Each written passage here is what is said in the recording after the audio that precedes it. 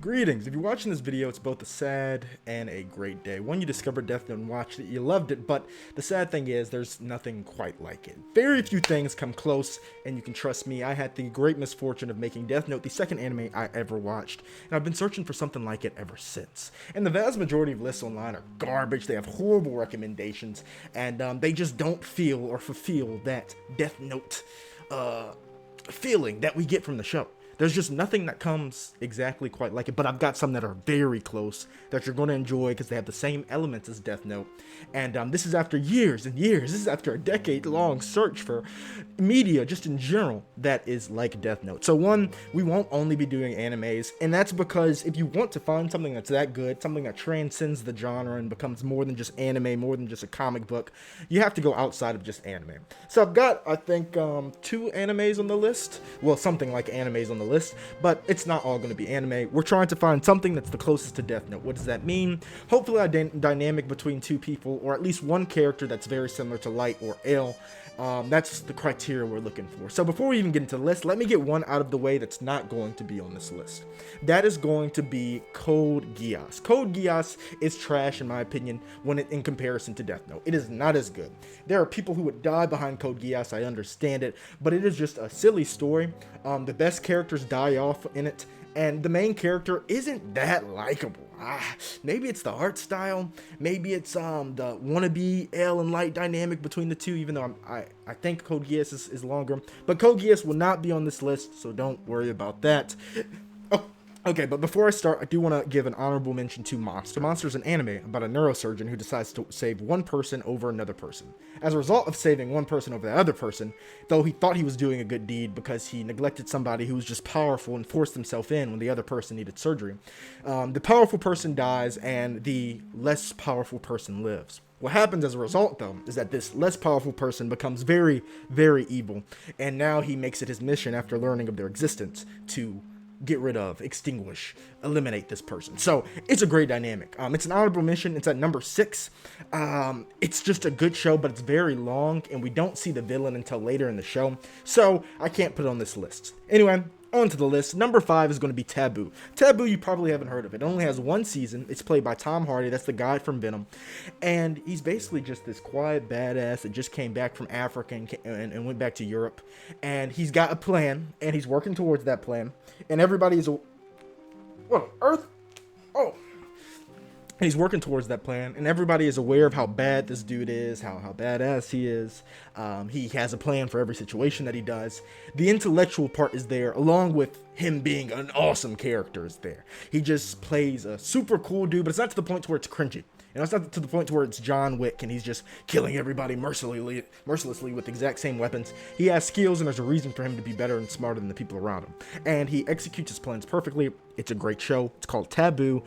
It's very close to, or at least in the area, it's in the aura of Death Note. Number 4, we have The Promised Neverland. If you watch anime and you've watched animes, or you're looking for one similar to Death Note, it's likely you've checked this one out. It's about kids in an orphanage, and they figure out that the orphanage isn't what it seems. They're all extremely high IQ, all intelligent, and they're all bred to be extremely high IQ.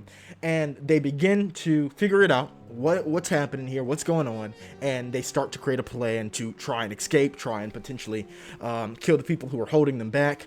It's a great show. Do not watch season 2 though. Before you go to season 2, just watch the manga. Season 2 ruins everything. Season 1 though it's amazing. It is a great show, great watch. You'll probably finish it in a day.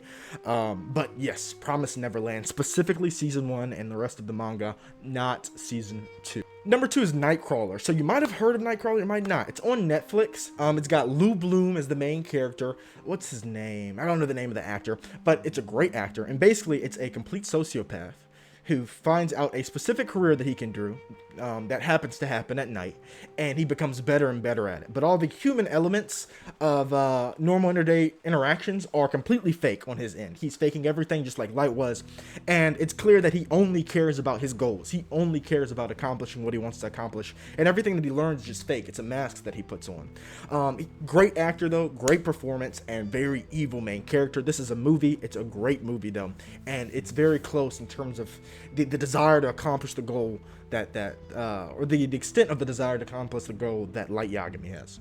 Number 2, so we're getting into some really spicy ones. We're getting very, very close to the number 1 list on the list. And number 2 is my second favorite TV show of all time. It has a dynamic of 2 different people. They're basically hunting each other, not hunting each other, but they're trying to catch each other, but they can't just do it directly, just like in Death Note. They're extremely intelligent, just like in Death Note. And there's tons of mind games, just like in Death Note. Honestly, in terms of a show, outside of it being just a show that's close to Light Yagami, in terms of a show that is closest to the dynamic that L and Light have in Death Note, this is absolutely it. It is a phenomenal show. After you watch it, just like Death Note, it's going to be hard to find anything that's close to it. You got to let it build up, possibly skip to episode 2. That's what I do for a lot of shows, if you want to, get into things faster. But it'll be very clear what's going on and what's happening. The show is Hannibal. Obviously, it features Hannibal Lecter, and he's with Will Graham. And I won't explain more because I'm not going to spoil it. But when I tell you this is so close to Death Note in so many ways, and it's a mind-blowingly good show. It is just such a good show. All the actors are amazing in it. They take the screen when they're on. Go watch Hannibal. Go watch Hannibal. You will not regret it. And number 1 on the list. So number 1 is a bit of a side throw, but this is a manhwa that's definitely going to be turned into an anime eventually, sooner or later. It's better than Solo Leveling. It's honestly probably one of my favorite manhwas I've ever watched. It's called How to Live as a Villain. And the main character has been isekai'd into this story. But instead of, let's go save the princess and let me be a hero who magically gets a harem, his complete intention and goal is to get as powerful as possible and do whatever he has to do to survive. There is no morality. There's no questions of morality. But he's not just a mindless killer. Everything he does is a plan, an extremely intelligent plan, and it uses other people like pawns to a degree that's even higher than Light. Light had the Death Note at least, which is a crazy power to have in this world. This guy, collectively and objectively, and this is what I love about stories like this and stories that exist in this realm, is weaker than everybody else when he initially gets there. But instead of thinking on it, dwelling on it, or stopping, he immediately does what he has to do. It's a manhwa. A manhwa is basically the Korean version of a manga. And it is amazing. Go find it. How to Live as a Villain, episode 1. Start reading every single episode. Start reading the first few chapters, and you will be hooked, and you'll understand instantly what I mean by him being similar to Light. He has plans, he thinks, and he's just a character that's not like anything else. So many manhwas, animes, mangas, TV shows, they all have the exact same plot, same characters, same tropes over and over again. Obviously, anime is the worst when it comes to generic tropes that are copied and pasted. Like, you get the chance to create an anime, and you pick the most generic anime on earth to animate. Why would you create the most generic anime story ever? I don't understand it. All of these shows, though, go exactly against the mode. They are not what you expect. They are a real person, real people doing real things in fantasy settings sometimes not. And they're all amazing. But How to Live as a Villain is such a good story. And it's a great time for me to make this video and tell you about it because it's almost the end of the story. We're almost at the end completely. So I'm going to warn you, it's around 200 chapters, but that's going to be the end. So you might want to pace yourself. Or you might just read it all in one week. Either way, I can't blame you, and I completely understand.